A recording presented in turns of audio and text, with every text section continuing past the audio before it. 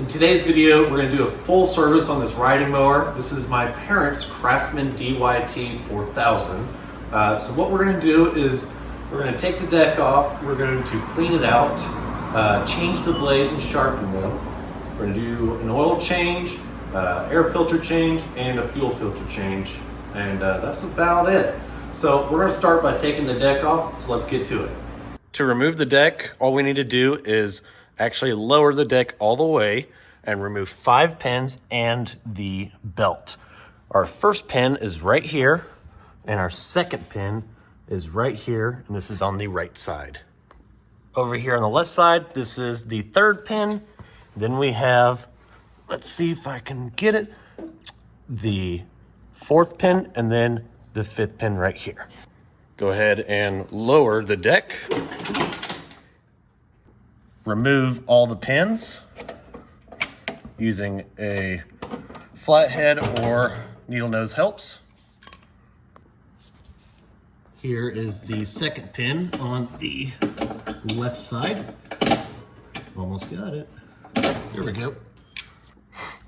The third pin that is on the left side. I guess in the last clip I should have said right side, but this is the left side, the other side is the right side.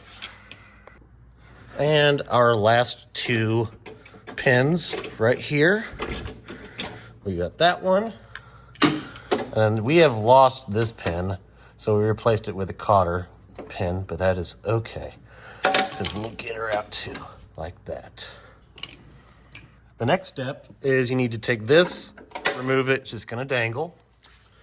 And then you're going to do the same thing, but with this on both this side and the other side, as well as you just go ahead and take that off and let it dangle.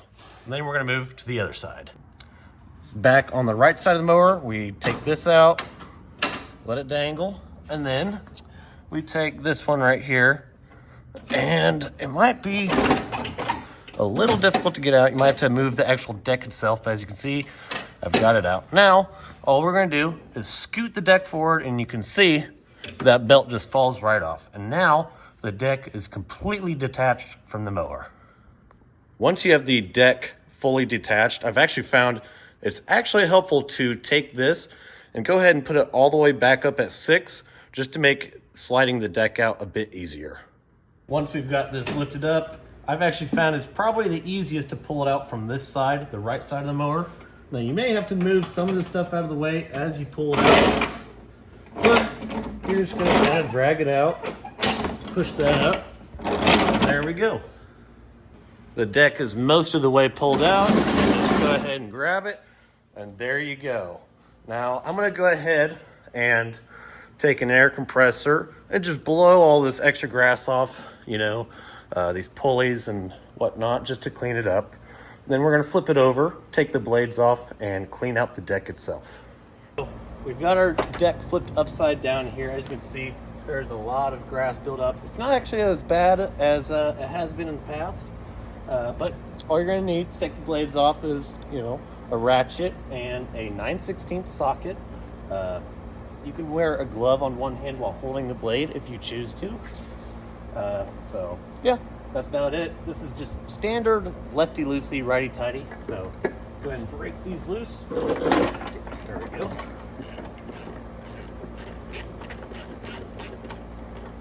Not that hard, pretty easy peasy.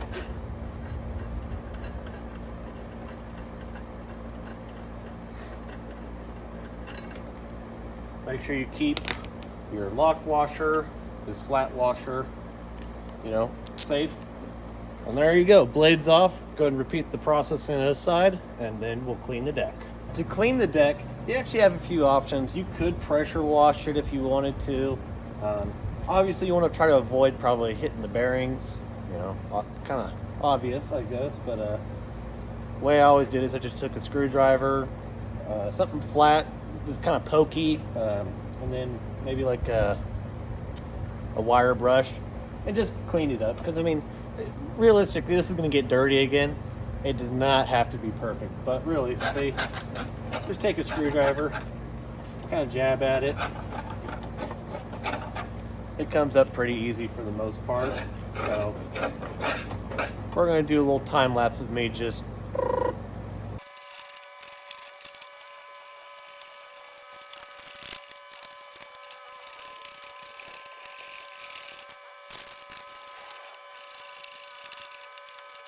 So we got quite a bit of grass out of it, so I'm considering this clean enough. It's gonna get dirty again. Yeah, there's a little bit of grass still here and there, but it's good enough. It's a lawnmower after all. So lots of grass that I gotta go throw away. Moving on to sharpening the actual blades. These are the blades that just came off the mower. This is our spare set. Unfortunately, it looks like the last time I swapped the blades out, I did not sharpen these.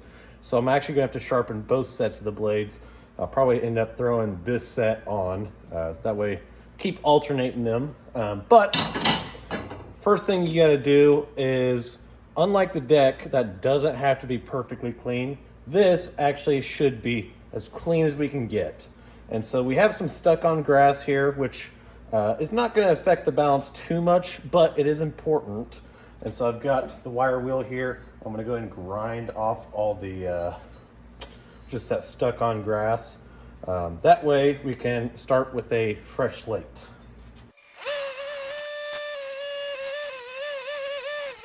We've got the blade pretty clean. Now, I typically sharpen these actually by hand. You just use some files. You could use like this, but what I find is actually this takes off too much material, and it's kind of hard to be accurate with it. And one of the things that's important with blades is you want them to be balanced. And so, as you can see, it's pretty balanced already. It seems to probably it wore pretty evenly. But once we start taking material off one side or another, we're going to start seeing it tip. So I'm going to go ahead and clean the other blade with the wire wheel, and then we're going to swap this out for the bench vise. Time to sharpen the blades. I went ahead and actually sharpened this one off camera, and as you can see, I've got it on the little balancing tool, and it's just about as straight as I'm going to get it. I am by no means I'm by no means a good blade sharpener. Hell, I can't even keep most of my pocket knives sharp, and when I do try to sharpen them, I feel like I'm doing it worse. But essentially, what I do is I put them in the bench vise like this, and then I like to use this file in particular. It's got the curved side and then the flat side. It also takes off quite a bit. And then I like to use two hands, and I like to go back and forth kind of at a diagonal, so that one stroke, full back and forth, as you can see, would cover that. I like to use a little bit of pressure, and then I actually go kind of fast. And the reason I like to do this rather than maybe like this is if you do this, it's hard to keep one angle, because you might end up doing this and then the next stroke like that and then that, So by doing this and just keeping it planted on the blade, it actually, I feel like, gets you a better edge. Now, a tip is, I put obviously the blade in the center here, and so when I'm sharpening this, it doesn't bounce that much. But when I get here, it bounces quite a bit. So just a little tip is you can always scoot it closer. Now, don't put it actually on the blade itself. You don't want to damage your edge. There we go. But that way, there's a little bit less bounce. So I kind of just do this.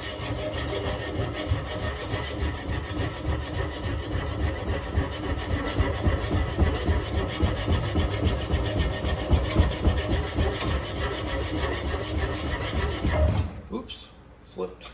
But see how I've already got a pretty flat edge. It's not doing this, it's not doing that in certain areas. It's all flat. And then obviously I use this round part in these curves, and the flat part back on the top, curved in the curve, flat on flat. So that's kind of how I do it. As you can see, I'm not perfect. It's gonna be a little out of balance just because I'm doing the best I can. I got the blade sharpened. It's time to actually do the oil change now. So we're gonna go ahead and check the oil. The mower's pretty cold, and it looks like we're pretty much right on the bottom of low. So we're still technically good. I do know that this mower leaks a little oil onto the muffler, and it kind of burns it off. So it's kind of like self-sufficient in a way. We'll check it one more time. Yep, pretty much right at the bottom of that, low mark. So that's okay. What we're gonna do is we're gonna go ahead and start it, let it warm up. And the reason I do this is when you have oil and it gets hot, it actually flows much easier when it's warmed up. And so that way it's gonna come out of our little drain plug here just a little bit easier. So I'm gonna go start it up, let it idle for a bit, rev it up, and we'll drain the oil.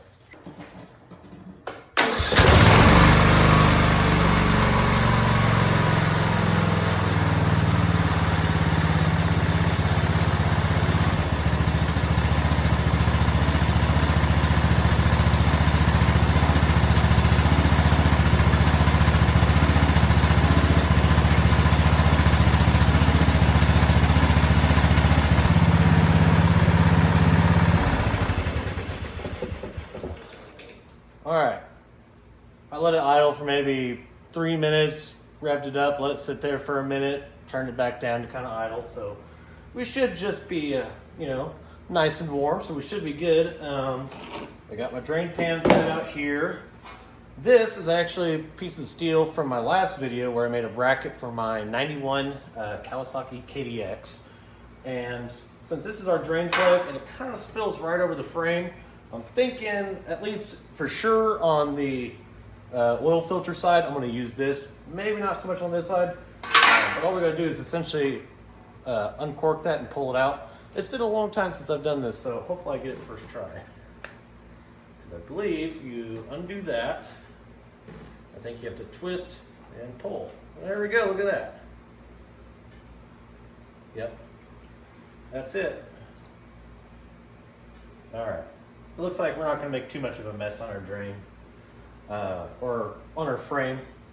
We're going to let that drip out. It also helps if you take your cap off here. See, get a little bit better flow now. Now, upon inspecting the oil, it looks pretty dirty, but I don't see any visible metal or anything. At least I don't think that's metal. No, that just looks like it's dirty. And I mean, it's a lawnmower. Pretty much all lawnmowers, oil's gonna be dirty. Now, what I am gonna do is I am going to tip the mower a little bit this way, just to kind of help make this flow. And then we will plug this up and head to the oil filter and change that out. I got my little plate set up here, try to catch as much oil as I can and make it actually run into this pan, because as you can see, the tire's kind of in the way. Otherwise it'd spill right there. And I mean, you could put the pan directly underneath it, but I think this way might be the way to go. So I already loosened up the filter a little bit, so should be able to just spin it off and woohoo, look at that. Okay, we'll go ahead and spin this entirely off. And then there's a nice little section on my oil pan here, or my drain pan, for you to set your filter in and let it drain. So I'm gonna use that, and I'm gonna sit here for just a minute and let this drain, and then I'm gonna wipe this up. I think it's drained enough. So this filter is black, this one is yellow, and I actually had to chat GPT the differences between them, because they both actually fit this mower. And the difference is supposedly the yellow one, I guess it's bigger or something like that, so it can last longer than the other ones. Just for reference, part number 696854. And it's just a Briggs and Stratton filter. So what we're going to do, a little bit of oil, put it on that gasket. We're going to grab just another little dab. There we go. And then usually I'm the kind of guy that actually likes to pre-fill my oil filter. Oof, man, I'm all over the place today. I generally like to pre-fill my oil filters, but since it's going to go on the side, it's just going to spill out into here. So, do what we can. Spin it on, and then You only want to hand tighten, and honestly, that's probably about good. You never want to use a wrench when tightening an oil filter. It's pretty common knowledge, but you know, you just want to use hand tighten and within reason. That way, ideally, you don't have to use a wrench to get it off, but of course have a wrench if need be. But we're gonna do that, and then the next thing we're gonna do is change out this fuel filter. I'm ready to change the fuel filter on this. I took some vice grips and put some paper towel in between it to hopefully be a little softer on this rubber fuel line. But the reason I did that is to hopefully stop gas from coming out. If some comes out, it's okay. I have the drain pan still below. So let's go ahead and take this off and see where we get. Just slide that up. Do a little twisty, I found kind of helps. I know we're gonna spill a little gas, but that's just kind of part of it. And then let's take off this one. Okay. Maybe I didn't go far enough. I don't think I did. Nope. There we go.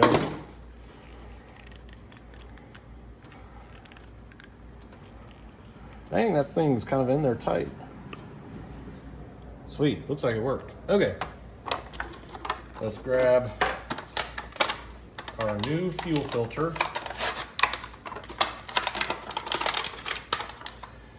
It is important we know the flow, and so I don't think you can read. Oh, you can kind of see it now. It says flow that way. Obviously, this is going from the gas tank into here to the carburetor, so we want flow to go that way. So that's exactly how we're going to do it.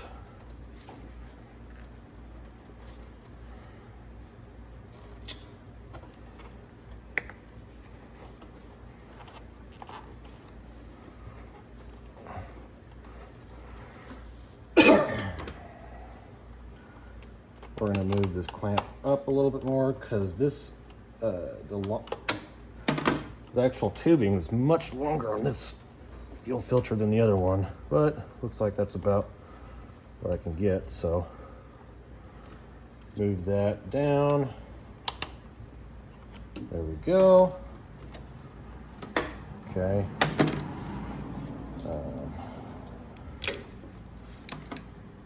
Go ahead and let go of that for now. Since we're all connected. There we go. There we go. Let's see how that works. Okay. All right. Now, I imagine when we go to start it next time, you know, it's going to crank a little bit longer just because it actually has to get fuel into here as this is dry. So that's going to be okay, but I think we're good there. Only other thing to do is put the air filter in, fill it up with oil, and then put the deck and the blades back on. All right, time to change the air filter. You just pop this up, rock it the opposite way. This whole thing does come off, so that's handy. And honestly, this isn't too bad. You could probably clean this up and use it, but since I have the new air filter, we're obviously going to put that in. I do like to take this little piece out and, let me get in frame. There we go. I like to take this piece out and fluff it out with the air compressor, so that's what I'm going to do off camera real quick. All right, I cleaned it the best I could. It doesn't have to be perfect. Just set it back where it goes. There we go. And there it is. Found it. Set that bad puppy right where she belongs. Put this back in the slot. Good to go. Let's fill it up with oil. We're ready to fill up with oil. I just bought some SAE 30 4-cycle engine oil. It's pretty generic. You could also use 10W30. This is just from Atwood's, and the oil capacity is 1.75 quarts. So we're gonna go ahead and dump this whole quart in, and then we'll dump pretty much 3/4 of the other quart in.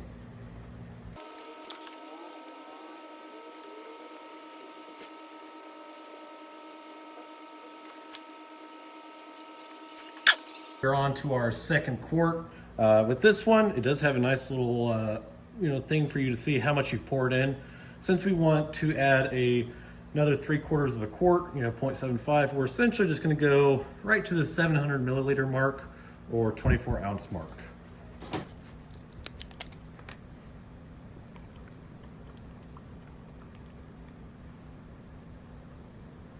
As you can see, we're about there.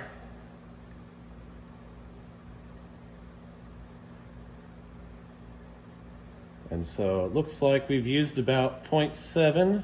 I'm going to go ahead, take this funnel out and put the dipstick in. We'll check it. If it's got enough oil, we'll start it, let it run for a minute, and then we will check the oil level again. All right, we're ready to check the oil. Let's throw the dipstick in there, lock it. All right, take it out. Let's see where we're at.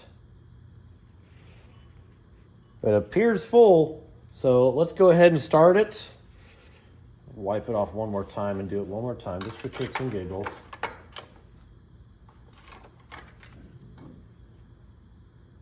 Yeah, we're plenty full, so I'm sure once we start the motor, get some oil actually cycling, that oil level will drop just a little bit. Let's go ahead and do that.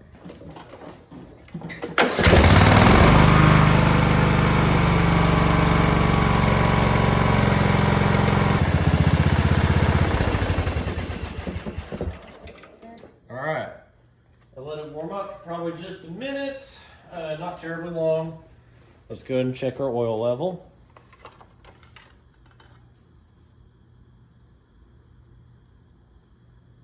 Frankly, I want to be honest, it's pretty hard to tell just because all that oil splashes everywhere, but we're going to just wipe it off again, check it out. First time you pull the dipstick out after running, you should always wipe it. I always kind of forget to, though. Yeah, we're plenty full. I might have added just a touch too much, but considering this thing leaks just a little bit of oil, we're going to be a-okay. So now the only thing I got to do is put the deck on, and it's essentially just reverse of the same process. So I'm going to get it buttoned together, and let's get this thing going. I've got the deck back on the mower. I do not have the pins in. I just want to give you guys a few tips because you're going to notice that putting the deck on is a lot harder than taking it off. So the first thing I would suggest is when you're putting it back together, put it all in the right spots, so make sure you put this little arm through that pin, that one, and then the other two on the other side, or the other three, excuse me. And then it's really important that you make sure your belt stays on. So make sure it stays on there, on this pulley, the other blade's pulley, because essentially what you're going to do is you're going to put the belt on first. So you'll roll the deck forward, put the belt on, and then roll it back to tighten it and try to keep it from popping off while you're putting it on. And then I would just suggest that you don't put any of the pins in until every single thing is in its place. Then you can go ahead and put the pins in, which is what we're about to do. Okay, time to put the pins in. Now you remember how I said not to lose them? Well, I did lose one pin, so we're going to replace it with another cotter pin. Plus, I've always said it's good practice to replace cotter pins after one use anyways, so just go ahead and put that guy in. That's our first one. Let's move on to the second one. Our second pin is just left of the pin we just put in. It's right here. So, slide it in.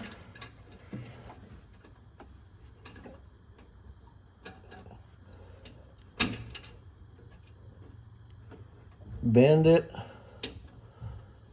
We're good to go. Our third pin's right here. We're just going to push it in like that. Our fourth and fifth pin are on the other side of the mower. And we're just going to slide it in. Oh, did I get it? Nope, not yet. I know my hand's in the way, but you'll see. Hopefully at least. Dang. This one's being stubborn. There we go. That one's on. All right, the pin we just put on is right there. The pin we need to put on is now right there. And we'll just slide this one in like that. And now We should be able to raise the deck up, no problem. Yep, and that is it. And with that, that is a full service on a Craftsman DYT4000. Oil change, blades, fuel filter, air filter. So all the good stuff that needs to get done that I definitely don't do as often as I should, but it got done today. So thanks for watching, and I'll see you next time.